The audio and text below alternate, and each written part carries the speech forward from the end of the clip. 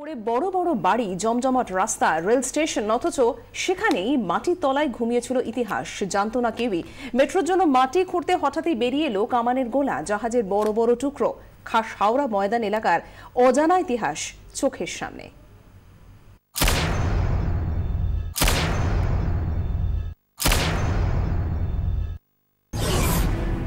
অবাক হলেন? না, দূরে কোথাও নয়, একেবারে হাওড়া ময়দান এলাকাতেই মাটির পরতে পরতে লুকিয়েছিল এই সব জিনিস। ইস্ট ওয়েস্ট মেট্রোর কাজ শুরু হয়েছে হাওড়া ময়দান এলাকায়। মাটির তলায় প্রায় 40 মিটার গভীরে চলছে কাজ। চ্যানেল বোরিং মেশিন তৈরি করছিল সুড়ঙ্গ। হঠাৎই বিকট আওয়াজ মেশিনের ব্লেডে।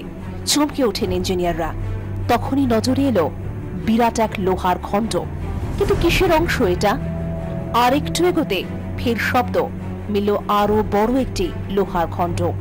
প্রাথমিকভাবে দেখে বিশেষজ্ঞরা মনে করছেন যে এই অংশগুলো আসলে এইগুলো হচ্ছে খুব পুরনো কোনো জাহাজ বা বড় বোটের অংশ। আর এইটাকে তারা মনে করছেন যে এইটা একটা কোনো গোলা। নিরেট এই গোলার ওজন 14 কেজির কম নয়। হাওড়া ময়দান এলাকা, গঙ্গা এখান থেকে কমপক্ষে 1.5 কিলোমিটার দূরে।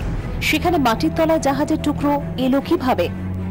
ইতিহাসবিদরা বলছেন, আজ জমজমার শহর হলেও একসময় এখান দিয়েই বয়ে যেত গঙ্গা। আসতো ভিনদেশি বণিকের জাহাজ। এগুলি সেসবেরই অংশ।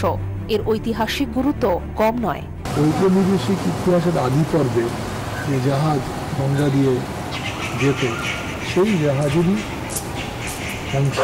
এই অঞ্চলটা হাওড়া ময়দান, মালিপাজ ঘোড়া, বালি, এই সমস্ত অঞ্চলটা থেকে একটু ব্যাটাই অব্দি ব্যাটাই এটা বন্দর ছিল। তো এটাতে গঙ্গা অববাহিকা ছিল, গঙ্গা যে সরেছে সেটা বোঝা যাচ্ছে। ইতিহাস ঘেঁটে দেখলে সামনে আসছে সেই মুঘল আমলের কাহিনীও। দিল্লির তখতে তখন সম্রাট শাহজাহান। হুগলিতে জাহাজ ভিড়িয়েছে পর্তুগিজরা। ফিরিঙ্গি জলদস্যুদের উৎপাতে অতিষ্ঠ সাধারণ মানুষ। লুটপাট, দাস ব্যবসা চালাতো তারা। খবর পৌঁছয় দিল্লির দরবারে।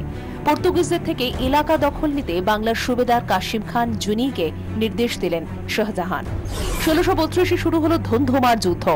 যুদ্ধে প্রাণ যায় প্রায় 1000 খানিক পর্তুগিজের। মুক্ত হয় এলাকা।